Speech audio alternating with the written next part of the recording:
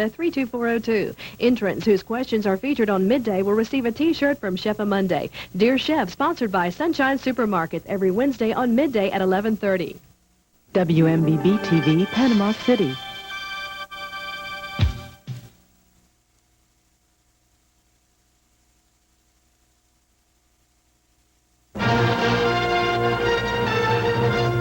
January 7th, 1993.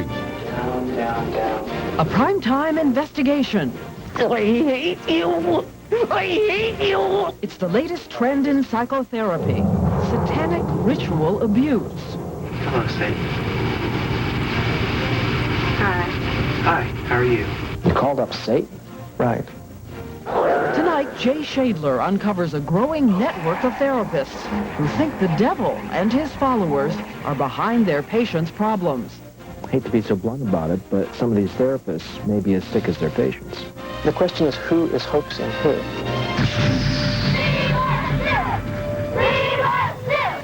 Who is Sue, and why does she need to be saved? Sue is a living thing, and she needs to breathe. Her bones need to breathe in order to not decompose.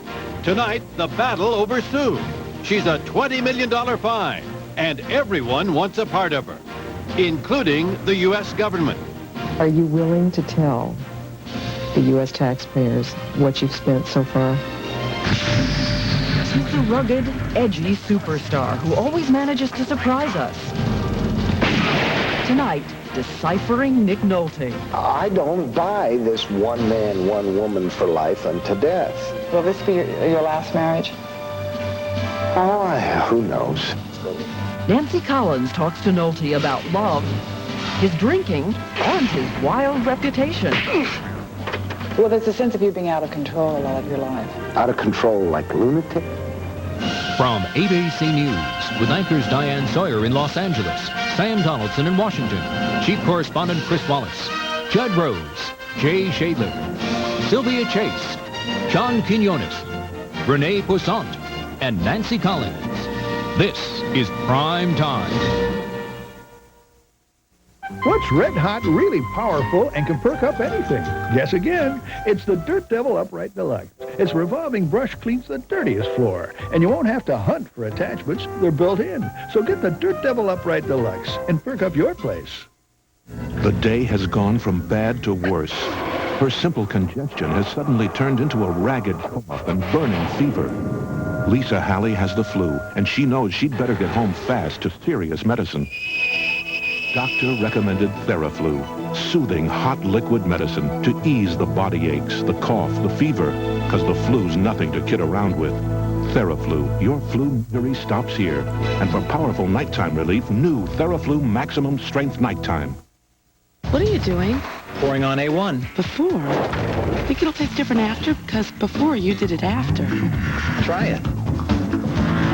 Before you eat it all. Oh, after you. A1, it's how steak is done. Prime Time. From Los Angeles, Diane Sawyer. Good evening and welcome. We started looking into our first story after we heard about a bizarre trend in psychotherapy across this country. As you know, today more and more people are confronting ugly memories of childhood sexual abuse. But did you realize there is a growing network of psychiatrists and psychologists who believe their patients, particularly the female patients, were abused in satanic rituals? Jay Shadler investigated their world of covens and sacrifices.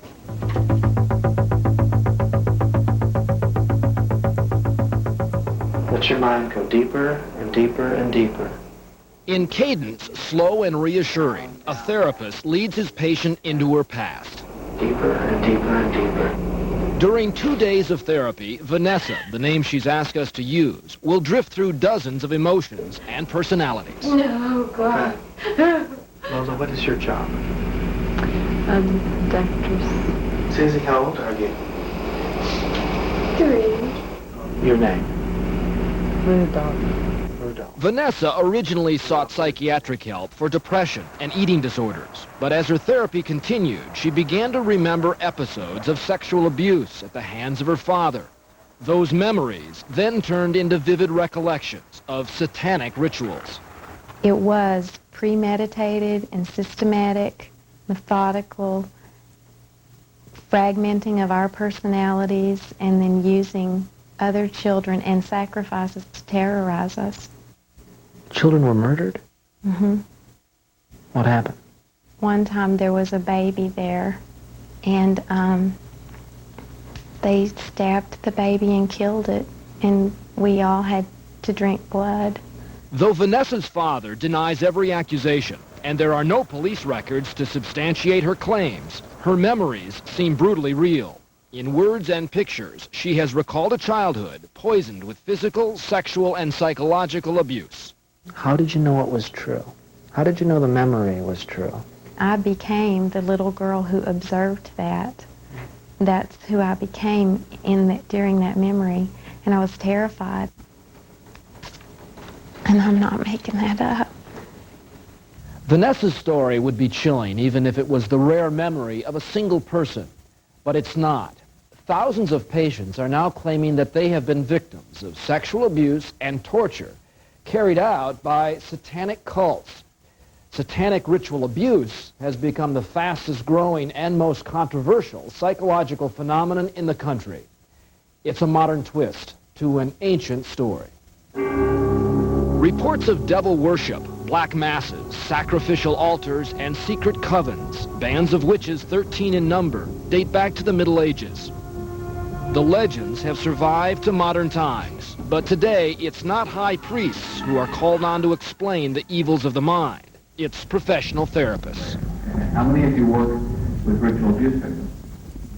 Inside this room are more than 200 licensed psychotherapists listening to a closed briefing session on ritual abuse. Though Primetime was barred from this seminar, our hidden cameras recorded Dr. Corey Hammond using a videotape to teach therapists how to use hypnosis to retrieve memories of ritual abuse. Drifting further and deeper into comfort. I will typically say to them, you know, I know a secret about you. If the satanic ritual abuse phenomenon has a guru, Dr. Hammond is it. He's a staff psychologist at the University of Utah Hospital in Salt Lake City.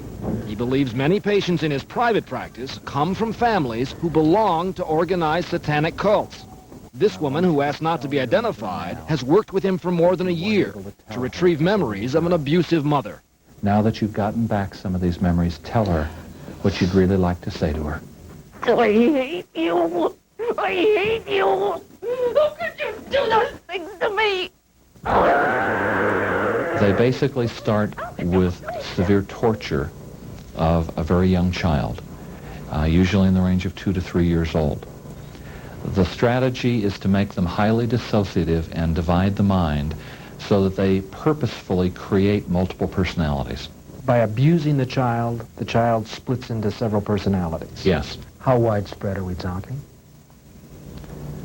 At least tens of thousands of victims, probably hundreds of thousands. Remember the memory. Remember the memory of what they did with it. You know what's coming up. Coming up is Christmas. Gotta get ready for Satan. No, I don't want. They will create a part who may be there to do sacrifices, to kill other people, to do child sacrifices. When you use the word they, who are you talking about? Well, I wish we knew who they were. We're going back to the concept that we're not responsible for our own thoughts and feelings and behaviors, but we are possessed. After nearly 20 years in private psychiatric practice, Dr. George Ganaway says he has yet to see a single patient whose report of ritual abuse is true. What's happening, he says, is ritual abuse therapy is turning into a cottage industry for his profession. Insurance claims for psychiatric treatment linked to the diagnosis have jumped as much as 50% in just the last year. I'm doing a number of reviews for insurance companies on patients who have been institutionalized for months, for years, in and out, where they're dealing with these satanic ritual abuse experiences. So it's big business for the therapeutic community. Well, it's big business, but I think some therapists feel like that they're on some type of a crusade. How many therapists have you told about all this? How many therapists have you been training? I suppose there have been over 1,000 therapists that I've said something to in conferences. They'll begin sexually abusing them right off the bat. They'll begin to do things like have them drink blood. Have you ever seen a sacrifice? No. No bones scattered around an altar? No, I haven't been present at any of the ceremonies. And yet if you go out to these seminars and you speak as if these things have actually happened. We as therapists shouldn't be responsible for providing evidence. While there have been a few isolated examples of ritualistic murders and occult-related crimes, the fact is no hard evidence of large-scale satanic cults has ever existed. A 7-year study by the FBI was unable to identify even one documented satanic murder, and little or no evidence of organized satanic conspiracies. If this is as real and as widespread as you believe it to be, where's the proof? Where are the bones? Where are the graves? Basically, we're not going to find many, I don't believe, because the things the therapists hear all over this country are that morticians are involved in many cases, physicians who can sign phony death certificates. Despite such bizarre explanations and lack of evidence, ritual abuse workshops are flourishing. In these sessions, therapists can sometimes produce memories even in the most reluctant patients. I don't have that many memories. I'm new at this diagnosis. And actual accounts of child abuse are often ignored amid the more dramatic and shocking stories of satanic rituals. They even gave us the knife and made us stick it in a person. Even more troubling, many patients who claim to be victims of satanic ritual abuse have suffered some serious childhood trauma, making them especially vulnerable now to hypnosis and fantasy. These folks are like sponges, and in an altered state of consciousness, they can absorb information from books and from movies, from magazines. Or from a therapist's mouth. Sometimes from a therapist's mouth. Has anyone inside been to a cult meeting in the last one? Remember Vanessa? Critics say it is in this kind of therapy where the idea of Satanism is planted. Listen. I counted 12 people who answered the door. There may be more, maybe 13. 13 were very covered. Right. Okay. Oh, there was another name coming. What was that? Regina. Regina. Uh-huh. And that would make 13? Uh-huh. By my count. That's a cover, right? Uh-huh. Now there's this other voice in there that just keeps saying they wish I'd shut up and stop making all this stuff up. If Vanessa has doubts, her therapist, Randy Noblet, still presses ahead, using an assortment of mysterious code words. Priority level. He's looking for a response. Priority level. For example, what kind of reaction are you? If their eyes roll up and their eyes flutter and then an alter personality comes out behaving like a robot, Then you know you're on the trail to ritual abuse. well, I don't know of any other way to account for it. Hello, Satan. Hello, Satan. Hi. Hi, how are you? Pretty good. You called up a lot of personalities on Vanessa. Yeah. You called up Satan. Right. He pretty easy to talk to? Vanessa Satan seemed like a pretty friendly guy to me. Hate to be so blunt about it, but some of these therapists may be as sick as their patients. Well, the question is who is hoaxing who? That question is now at the heart of a bitter feud brewing among patients, their families, and the therapeutic community. Because increasingly, people who, while undergoing therapy, recounted bizarre stories of ritual abuse, now say it was never true. I thought I saw my father doing things to me. I really believed it. I thought. And I wrote the things down. But it wasn't true. It didn't happen. These 4 women are all former patients of Dallas psychotherapist Michael Moore. Moore, who is being sued for negligence and fraud, would not talk to Primetime, but continues to practice as a specialist in the treatment of eating disorders. He made you believe that all these pictures going on in your head was reality, was real stuff. Here I am, I'm sick. He's the specialist. He's the one supposed to be saving lives, you know, and I'm going to argue with him. So the therapist was giving you a reason, an explanation for your problem. Yes. And it seemed reasonable to you? I was desperate. I was desperate. Desperation eventually engulfed another of Michael Moore's patients. For years, Gloria Grady had struggled with a weight problem, but under therapy, she came to believe her troubles were far darker. Oh, I heard about Gloria long before I met her, from Mike. Her father was a Baptist minister who was a satanic high priest and abused his daughter.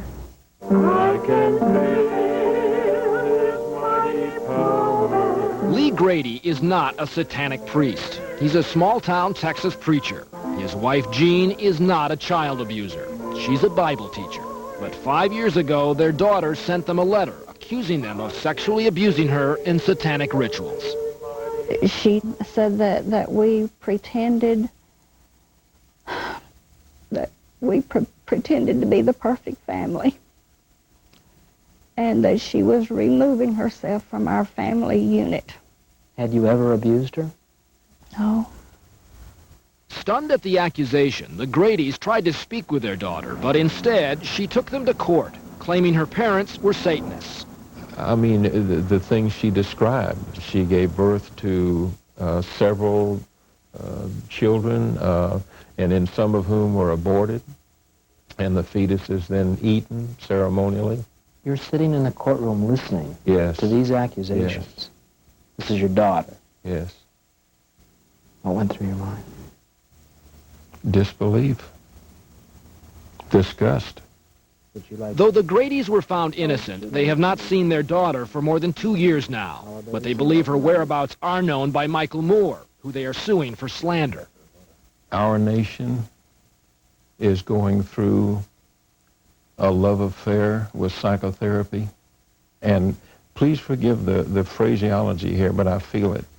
They have emotionally and mentally raped our daughter. Though Primetime was unable to talk to Gloria Grady, we did try to have a few words with Michael Moore. Mr. Moore? Hi, I'm Jay Shadler with Primetime Live. Could I just talk to you for a moment about some accusations that your patients have made, just for a few moments? Oh, sure. Can we just talk just for a few moments? These are pretty serious allegations. Could you tell us a little bit about Gloria Grady? Do you know where she is? I've had other mothers come and say, I don't see how this could happen. My daughter and I are very close. Gloria Jean and I were very close. I don't understand how it could happen either. And I miss her. I miss my daughter. At night, our front bedroom window up there, when it starts getting dark, we turn that light on, and that light is left on up there for her.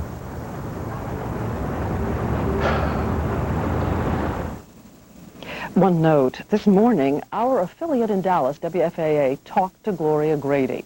She said she stands by her story and her accusations against her parents and still has not talked to them.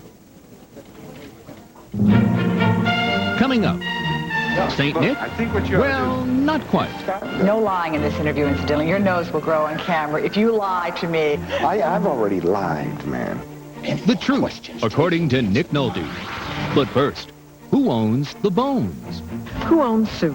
The Cheyenne River Sioux tribe. I own it. The public owns Sioux. Why so many people are squabbling over a 65-million-year-old fossil when Primetime continues. We all work so hard today. That's why I treat myself to new Irish cream, amaretto, and hazelnut coffee mate. So many treats, so little time. New flavored coffee mate. Your coffee never had it so good. Rub-a-dub-dub, pretend you're a tub. Now, would you rather be cleaned by Soft Scrub Cleanser with Clorox bleach, which safely cleans soap scum without scratching, or the kind of powder that's harsh? Nice shot! Soft Scrub with bleach, preferred by tubs everywhere. Helping someone take my pain and make it disappear. Finally, someone understands all pain is not the same. New aspirin-free Bayer Select. Yes, aspirin-free. What the hell, where it hurts. Bayer Select. Not one, but 5 aspirin-free products. Sinus, headache, nighttime, menstrual, and arthritis pain relief. Because all pain is not the same. What the hell, where it hurts. With Bayer Select.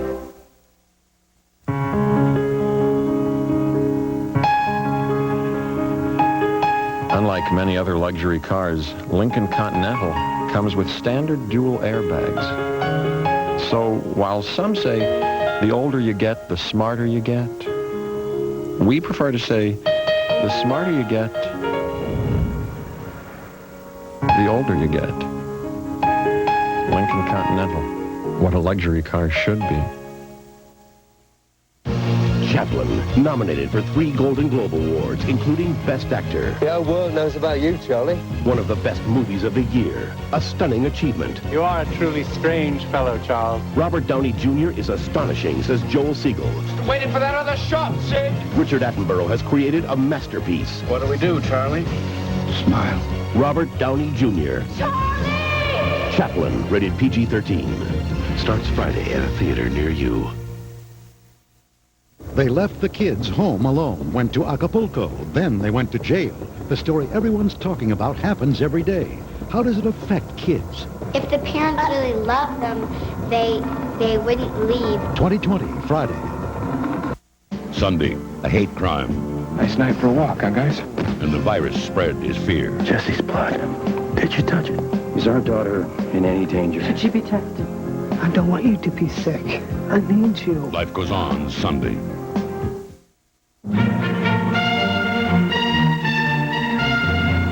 Primetime continues. Now from Washington, Sam Donaldson.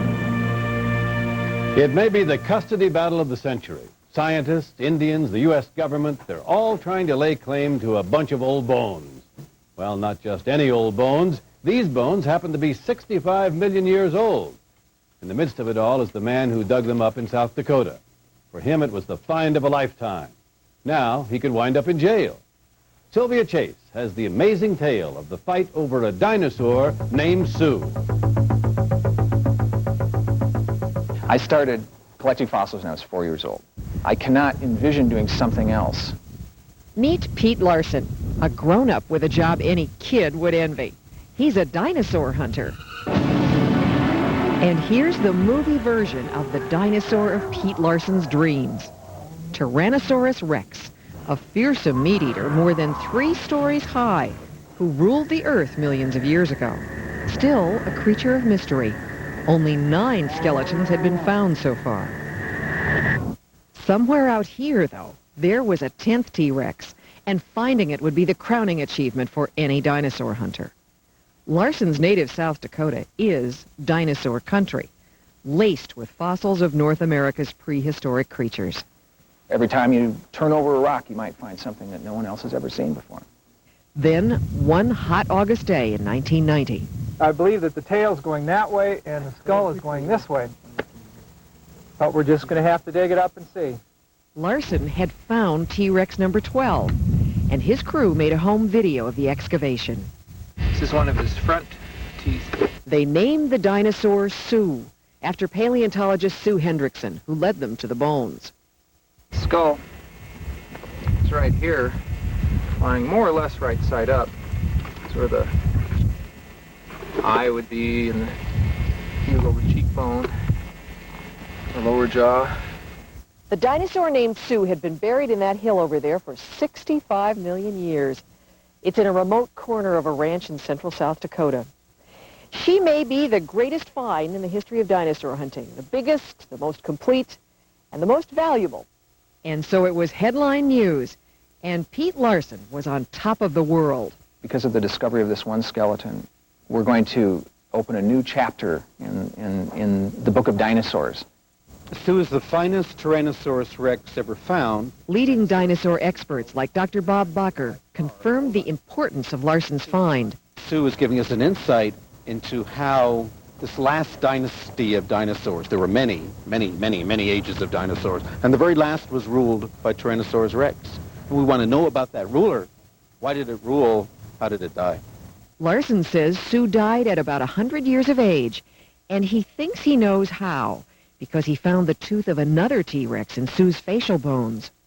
She probably died as a result of a bite from another Tyrannosaurus Rex. The whole left side of her face seems to be just torn away. But the most important thing about Sue is that 90% of her was recovered.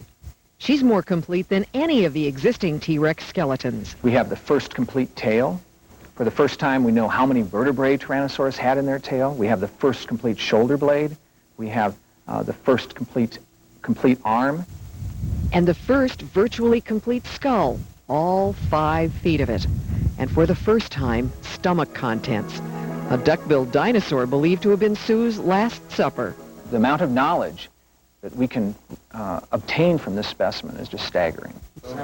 Larson's company is expert at the incredibly delicate task of separating fossils from the rock encasing them. With customers like Harvard, the Sorbonne, and the Smithsonian, Larson's Black Hills Institute is located in tiny Hill City, South Dakota, population 600. But its reputation is worldwide. Do you make a lot of money at it? No, I don't make a lot of money. Yet even after carting off perhaps the most valuable T-Rex in the world, Larson announced it would go into a non-profit museum in Hill City, the kind of place he had in mind since finding his first fossil. So Sue was not for sale.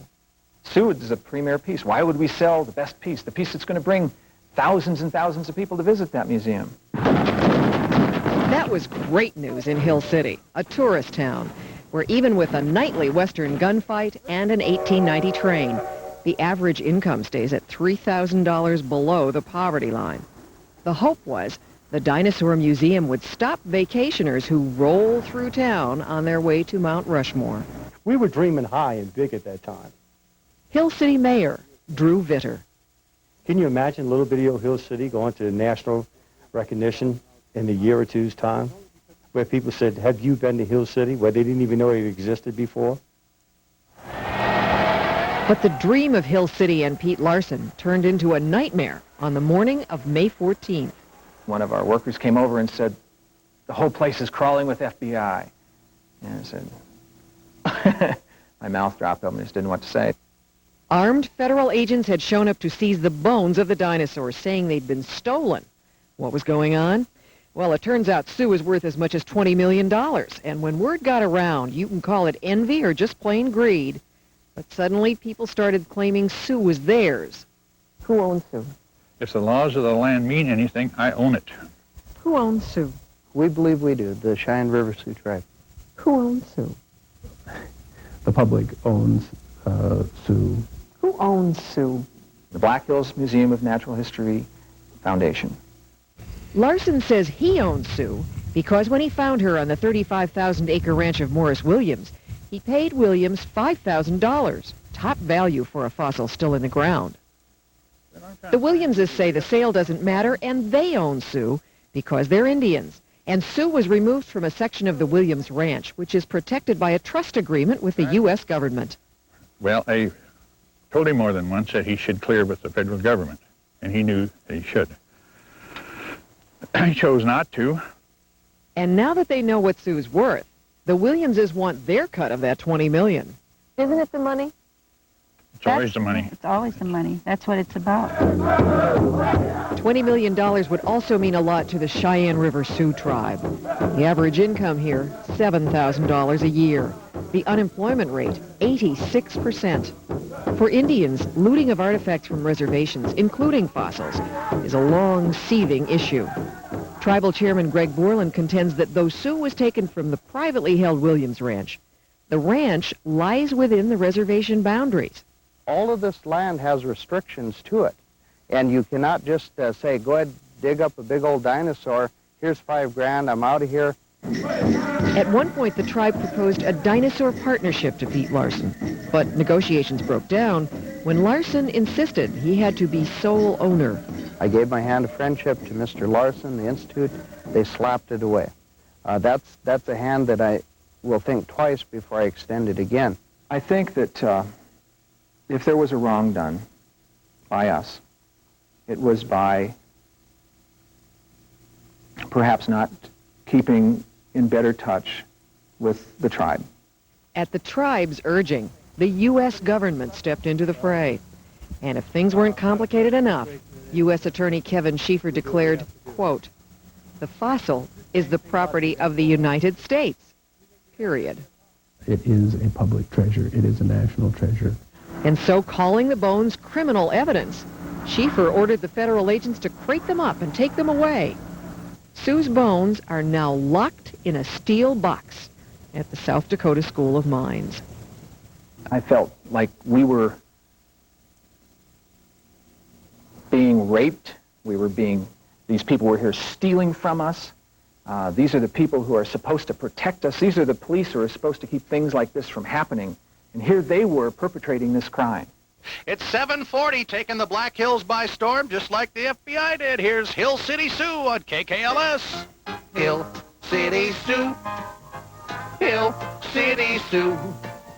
The government stepped in. Oh, gee, what else is new? Throughout the area, protesters, angered by the loss of big bucks that Sue represented, demanded the dinosaur be returned to Larson. What right does the government have? The fossil would have never been found without us. It would have never been excavated without us. It would have never been prepared without us. It'd be sitting in the ground and washing away year by year until she rots away. The feds didn't see it that way. So though Larson had paid $5,000 for Sue and spent $100,000 to restore her, the government was now saying Larson stole Sue and other fossils from federal land. U.S. Attorney Schieffer says policy prevents him from talking about Larson's case. But he indicates it involves more than just the excavation of Sue. If you're going on federal land and stealing federal property, and if you're going on Indian land and stealing Indian property, that's reprehensible, and that's going to be prosecuted. But who owns what out here? Some areas are a patchwork of Indian land, private land, federal land. They're looking for the chance that I was in a pasture with which I had permission to go on and perhaps went across an invisible boundary and picked up something from somebody's property that I didn't have permission for. In the case of Sue, Larson invited scientists from around the country to come look, which is not something a thief would likely do. If you and I stole Rembrandt, we sure wouldn't tell the public we had it. Come on in and see what I stole. Examine it. See if it's authentic. We would hide it. But sources tell Primetime Larson will be indicted on major felony charges. He's already gone into debt in his fight with the government. Could you be driven out of business because of this? Oh, absolutely. The government, in cases like this, wins their war through attrition. It would take and use up every last one of our resources. And it's a bottomless pit there with the government. They're using our money to fight us, too. They're using tax money to do this. Are you willing to tell the U.S. taxpayers what you've spent so far? I am staying within my budget. Meanwhile, the dinosaur named Sue is staying in the lockup, still in that steel box, where Larson says she could turn to dust.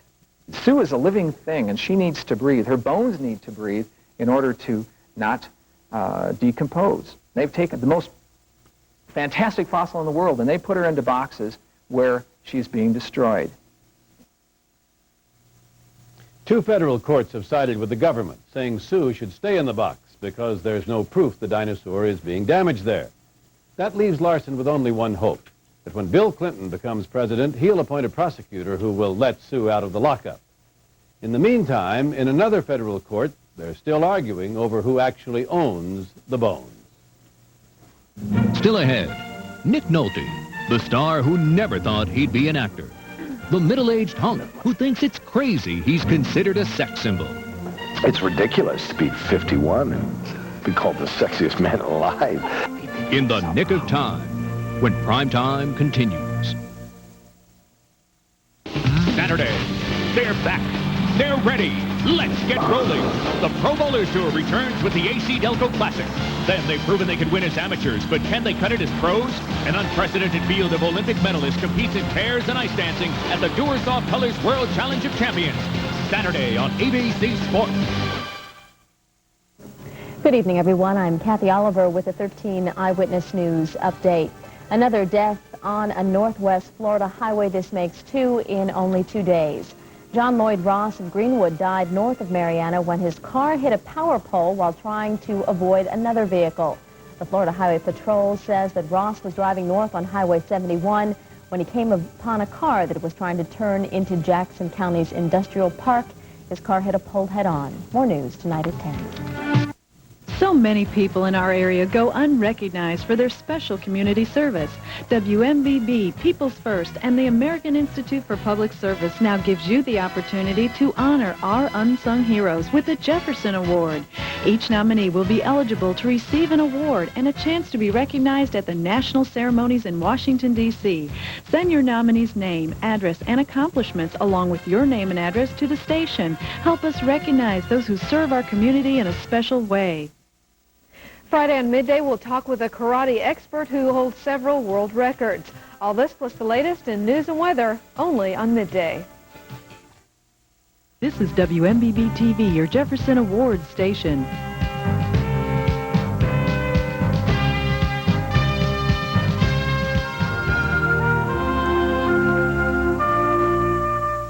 Here are some new developments and reports you've seen here on Primetime. 2 months ago, our hidden cameras showed you what really goes on behind the counters of Food Lion. How out-of-date food was rewrapped and redated and then sold as fresh. Telling you the right way, but I'm doing another way. After our report aired, Food Lion reported sales fell by 9.5% in November, while the company's stock dropped by about 20%. Because business is down, Food Lion announced it will not open as many new stores in 1993 as originally planned. And according to news reports, Food Lion is negotiating with the Labor Department to head off alleged violations of child labor laws and overtime pay laws. Also, a year and a half ago, we brought you the story of Caleb White, a 15-year-old child molester whose mother feared might follow in the footsteps of another notorious child molester turned murderer. I told the prosecutor to help that boy now or ask for his execution 10 years from now. When we talked to Wesley Allen Dodd about Caleb, Dodd was on death row for murdering 3 children. As you may have heard, on Tuesday, Dodd was executed by hanging in Washington State. As for Caleb, 6 months after our story aired, he was placed in a treatment center, and he's still there. Primetime continues in a moment.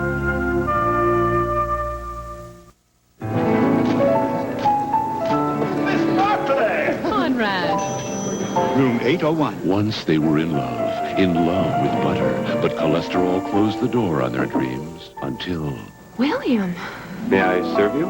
I can't believe it's not butter. I Can't Believe It's Not Butter is the first spread flavored with real sweet cream buttermilk for a fresh butter taste, but without the cholesterol. Now nothing can disturb our love. I Can't Believe It's Not Butter, the taste you love without the cholesterol.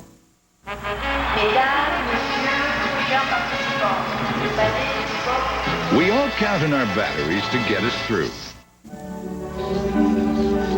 But you never know when they're going to hit the skids. Only Duracell has the copper top battery tester. So you can be sure your batteries will keep you gliding along. For batteries you know will last, you can't top the copper top. When your sinus and nasal congestion feels this bad, what can you do? Last year, you wanted to call the doctor. Last year, you wanted a prescription. But this year, Tavis D in its full prescription strength is available without a prescription. Just one tablet helps relieve 12 hours worth of painful congestion and sneezing. Guess what? I'll be there after all. Tavis D. One tablet, 12 hours, and now no prescription. Give me 3 soaps, give me 3 soaps, Spirit. Give me 3 soaps, all in one. Spirit's a new kind of soap. It works like a cleansing bar, deodorant bar, moisturizing bar, all in one. Spirit, it's like 3 soaps in one. Good old granola. Great for taste, but loaded with fat. Now there's Kellogg's low-fat granola. Half the fat of other leading brands, but all the great taste of whole grains, raisins, and almonds. Kellogg's low-fat granola. Great taste, half the fat. Saturday, your favorite cops are on the case. First, Columbo's on the trail of an artist with a passion for murder. This is really interesting. Murder, a self-portrait. Then... Stop me! He's going after the kid who shot his son, and he thinks it's David. The Commish. Your favorite cops are on the case Saturday. Cheryl Ladd and Jameson Parker. When she couldn't be the perfect wife, I'm afraid for the kids. her husband planned the perfect murder. I wish my wife was dead. Based on a true story. Dead Before Dawn, Sunday.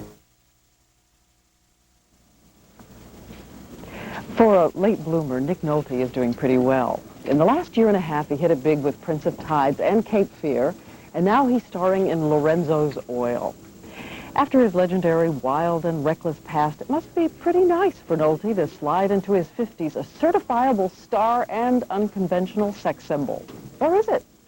Contributing correspondent Nancy Collins persuaded the elusive actor to sit down and tell us about his life. When people talk about you, wild man is the phrase that comes up a lot. He's a wild man. Wild? Well, there's a sense of you being out of control a lot of your life. Who's to say I've been out of control? How can you be out of control and do what I do? You know, out of control like lunatic? No, but close to the edge. Not lunatic, but flirting with self-destruction, I think. Flirting with... Well, sure, but, you know, I don't think you can find sanity unless you reach insanity to a certain degree.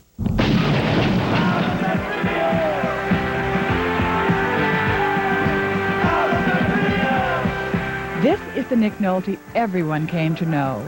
Big, rowdy, and maybe just a touch crazy, with talent to burn and bad habits to match.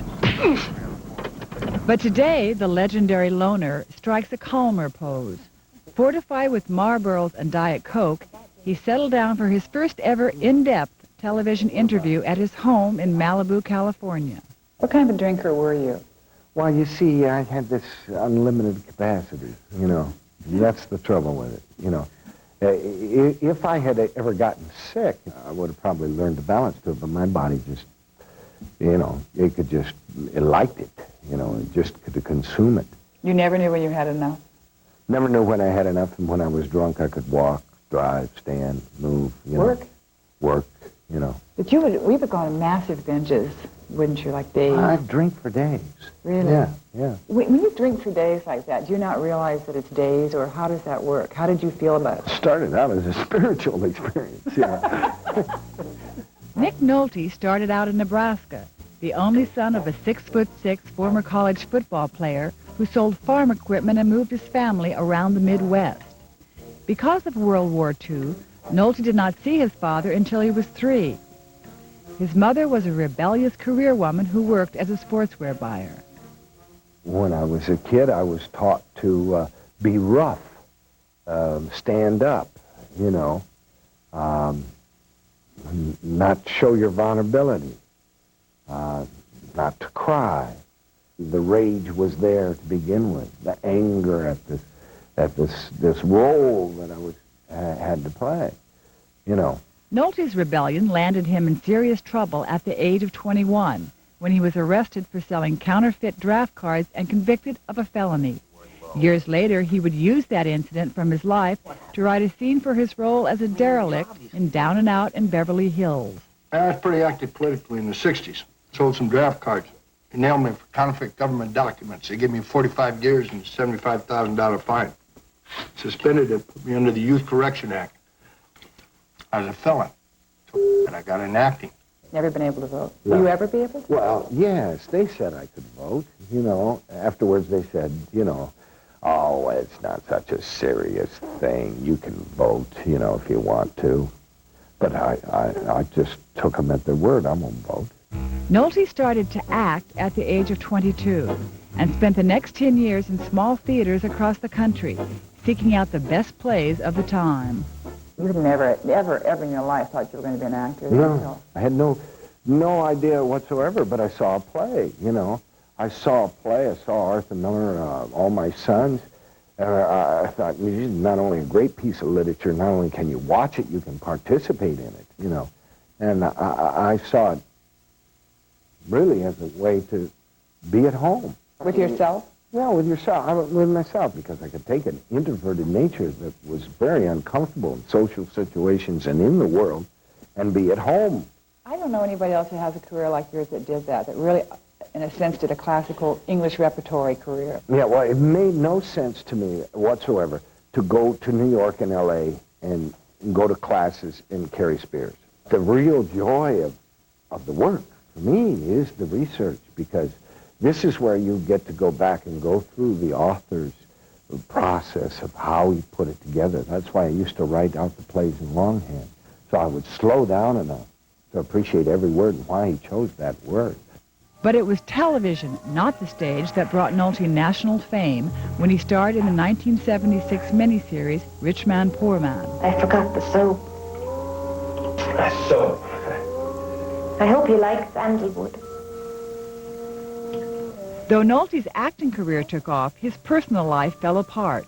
One divorce, one palimony suit, drugs and drunken escapades up and down the Sunset Strip. Even family tragedy was doused in alcohol.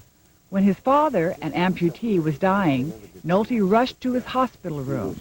But by the time he and his family had arrived, it was too late, and his father's belongings had already been packed.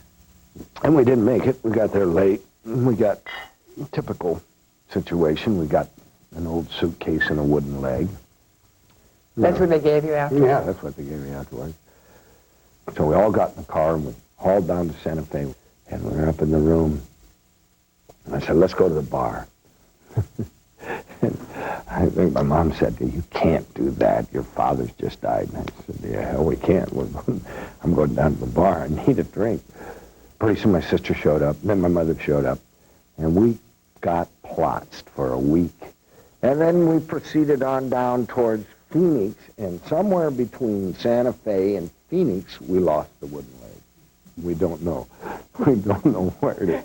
This is tragedy. This is real tragedy. My sister still thinks that I have it. She, to this day, doesn't believe that the wooden leg is gone.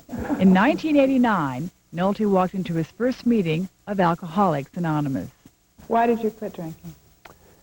Because I had my fill.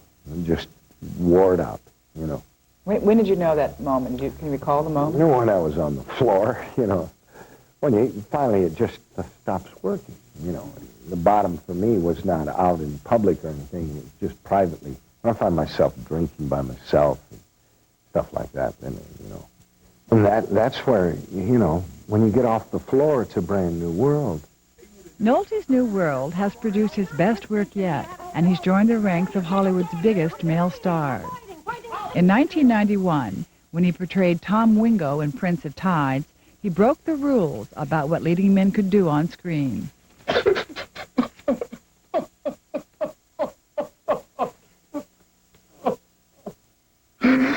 What in the hell is wrong with feeling?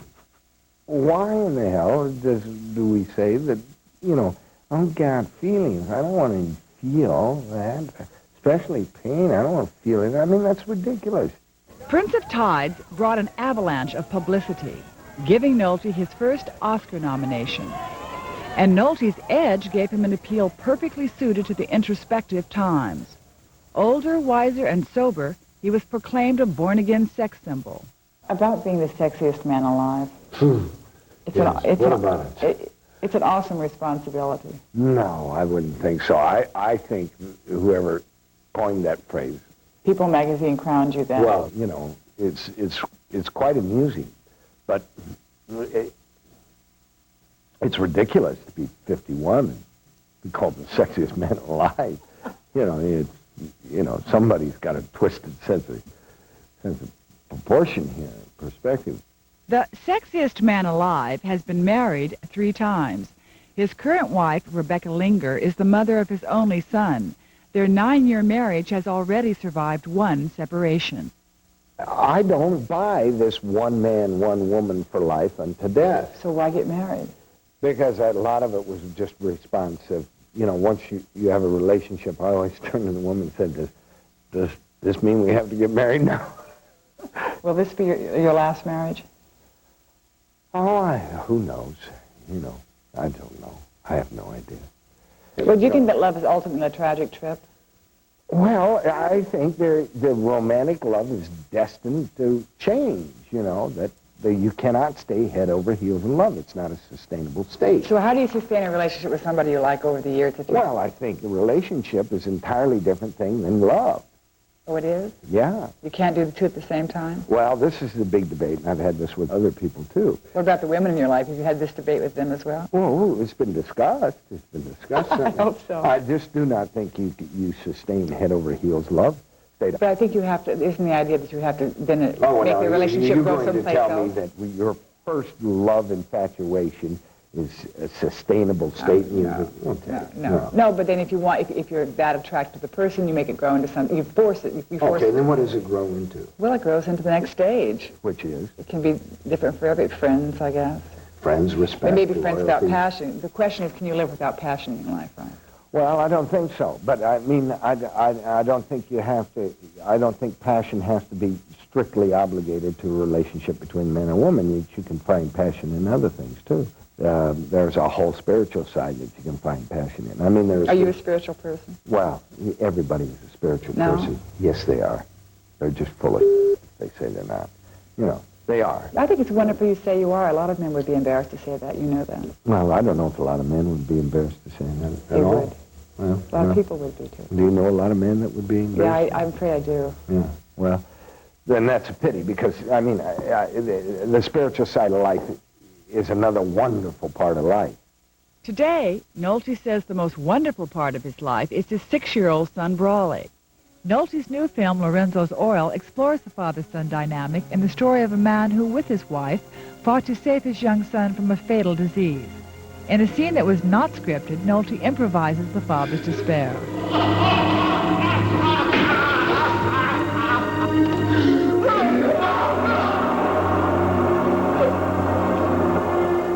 What do you think you would do in that situation?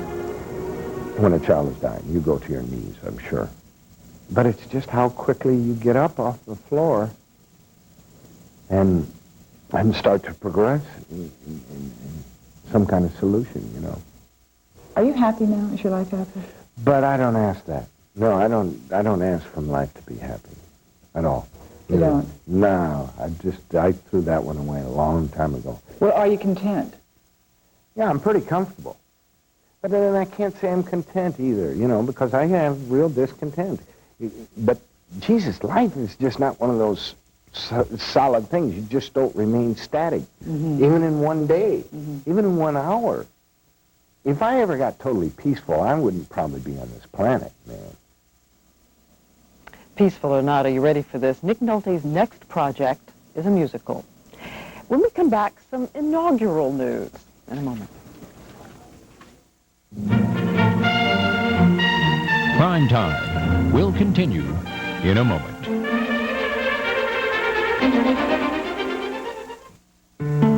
More tea, Daddy? Sure, honey. Fill her up. A short while ago, Mike Ward had a headache, but he couldn't postpone his tea party with one of the town's best hostesses, so he took a Motrin IB. The same medicine as in the Motrin doctors have prescribed for years, but in non-prescription strength. And now that his headache's gone, he can concentrate on the things that really matter. Good tea, huh, Daddy? It's excellent tea, Becky. Excellent.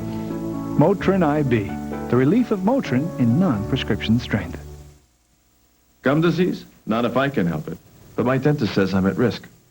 So I'm going to fight it with this. The new Colgate Precision Toothbrush. See, it removes plaque better than the leading toothbrushes. Looks strange, huh? All these different bristles. But they do the job. They don't just brush your teeth. They reach between them and along the gums to get at plaque. When it comes to gum disease, I'm fighting to win. Fighting gum disease takes precision. Imagine a rent-a-car company that offers special delivery right to your door. That's Enterprise. Here, let me help you. Enterprise, a special rent-a-car company that gives you special delivery.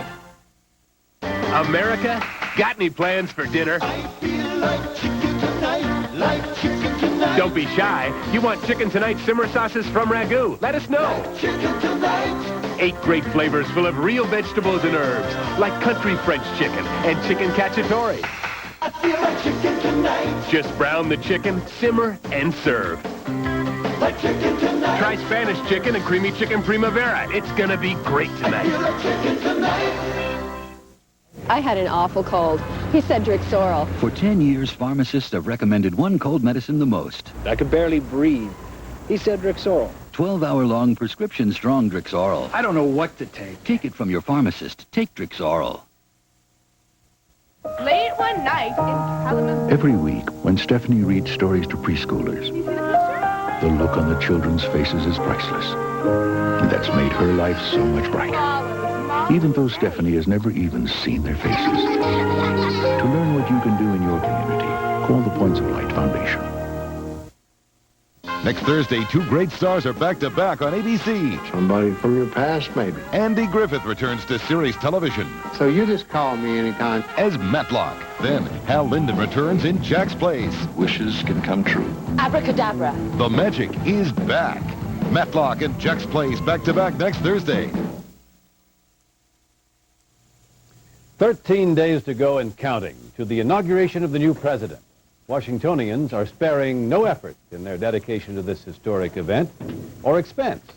For example, they're standing in line to buy inaugural souvenirs at the official store on L Street. Just bring lots of money. A pewter cup is $48. A desk plaque of Clinton quotes to live by, $50. This button costs $3. This one $5. And for $12, a Christmas tree ornament for next Christmas. Who doesn't want a sweatshirt? That'll be $30. The hat to go with it, $20. Here is your very own silver-framed inaugural invitation, $58. But don't try to get in with it. And for the true friends of Bill, a gold saxophone pin for only $105. Sales are brisk. Let's hope the new president does as well in reducing the national debt. It'll take a lot of gold saxophones to retire the debt. Diane? Well, Sam, if you're one of the people who is already beginning to dread a little bit that long inaugural parade, we're going to close with a reassuring little preview. Big arm! Big arm! We heard these guys were going to be there. The Colorado Precision Lawn Chair Demonstration Team. Wish my mom could see me now! Boy, oh boy, would she be proud! Boy, oh boy, would she be proud! And if my dad We just had to check them out and show you, since they'll be strutting their stuff down Pennsylvania Avenue, too. What's wrong with you? Stand up! 1, 2, stand up! 3, 4, bring it down! 1, 2, 3, 4, 1, 2, 3, 4! That's class. They say their life ambition is to park the chairs on the ultimate lawn, the White House lawn. And now we have an announcement of our own. Next week, right here on Primetime, President-elect and Mrs. Clinton will sit down for their first interview since the election. An exclusive conversation about their hopes and plans as they pack up for the White House, right here, next week. Later tonight, Nightline. Barbara Walters sitting in for Ted Koppel, and she has a preview now. Barbara? Hi, Diane. Well, tonight on Nightline, we look at a war that's been fought since almost the beginning of time, the war on aging. And now it looks as if science is finding ways to turn back the clock. The result could be regained youth and longer lives, and that's good news. Right, Diane? I'll say, and that's tonight on Nightline, of course, 2020, right here tomorrow night. Glad you were with us tonight. Hope to see you then. Good night. And good night to you, Sam. Good night, Diane. Good night, everybody. I'm Sam Donaldson in Washington. Join us again next Thursday evening for another edition of Primetime Live.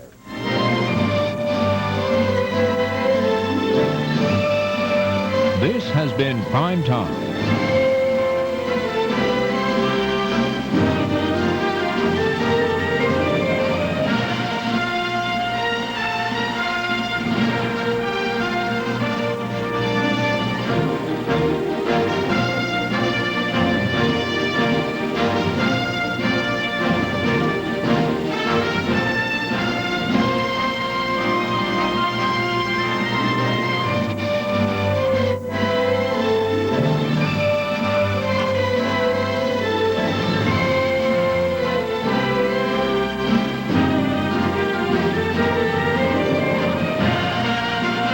Transcripts and $5 to 1535 Grand Street, Denver, Colorado, 80203. Primetime is a presentation of ABC News. More Americans get their news from ABC News than from any other source. This is ABC. We know that people have a lot of questions about the law. Bob Kerrigan for the law firm of Kerrigan, Estes, Rankin, and McLeod. We decided to have a television program on Channel 13 for people on the Gulf Coast so they could call in and ask questions about the law. Every Sunday night at 5 p.m. we'll be here on Channel 13 to take your questions live on the Law Show. Know your legal rights. Watch The Law Show Sunday afternoon at 5 on WMBB TV 13. Have you ever had a teacher who has touched your life in a special way? One who has given you great inspiration and the desire to learn? Most of us have, and if you would like to honor that special teacher, write to us at the Golden Apple Award, P.O. Box 1340, Panama City, Florida 32401. Tell us why this teacher should be honored by filling out the form at any South Trust Bank location, or you may put your nomination on a sheet of school paper. This award honors teachers that go above and beyond. Tonight on our 10 o'clock report, prosecutors call it a witch hunt. Others say it might be cold-blooded murder. The Kay-Cybers case is back in the news again thanks to Governor Childs. We'll explain tonight. Bombs away in Somalia as U.S. troops destroy the tactical bunkers of feuding warlords today in dramatic fashion. The best of the best in the music business will be honored next month at the annual Grammy Awards. We'll tell you who's been nominated tonight. Thanks for being with us. 13 Eyewitness News is next. TV 13 song. Now, from the WMBB TV studios, this is 13 Eyewitness News with Kathy Oliver, Mark Cavell, Captain Norm Miller, and Paul Joseph. And now, 13 Eyewitness News. Good evening tonight. Thanks for tuning in. Here's what's happening. It's a controversy that just does not seem to go away. A mysterious death, a lengthy state investigation, and now the appointment of a special prosecutor. Even the television tabloids like Inside Edition are now showing an interest in the Kay-Cybers case. But those who initially looked into the death are calling the investigation a witch hunt. Cynthia Gould tells us why.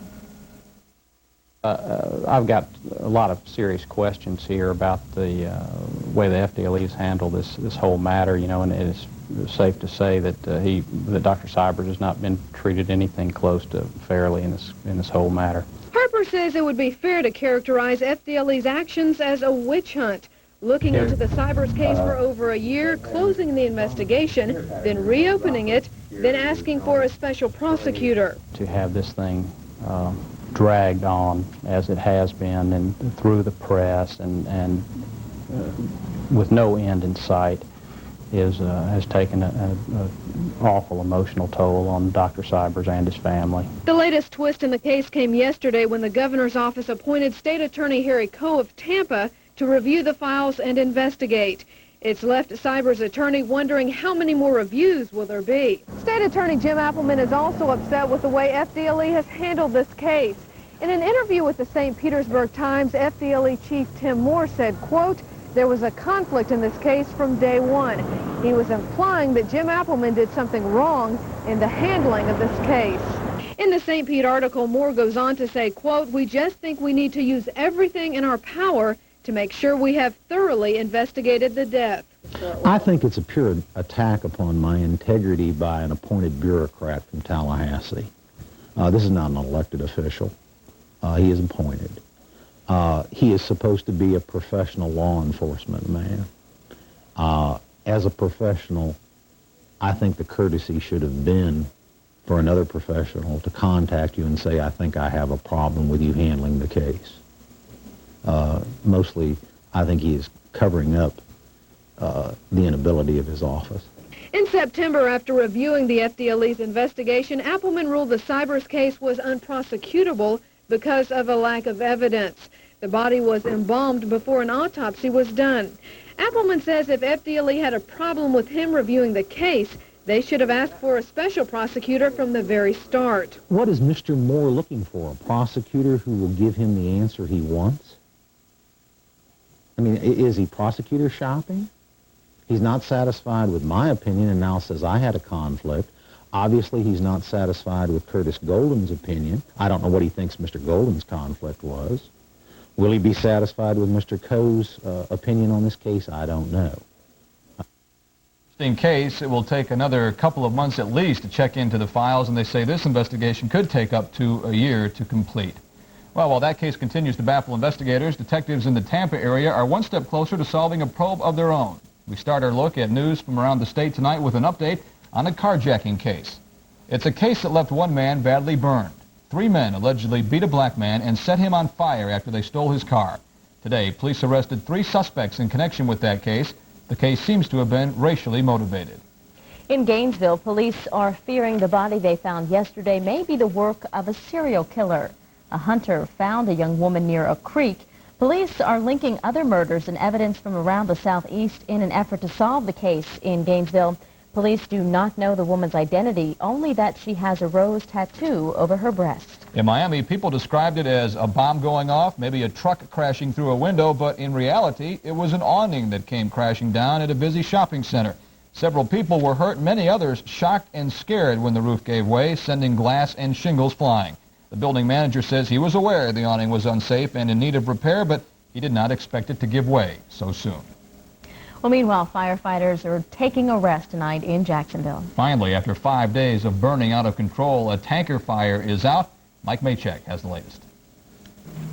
It was an all-out assault as firefighting crews doused the fuel storage tank with foam and water. After several hours of high-pressure hosing, the last of the flames was extinguished, ending one of the longest-fought fires in recent Jacksonville history. The fact that we put this type of tank out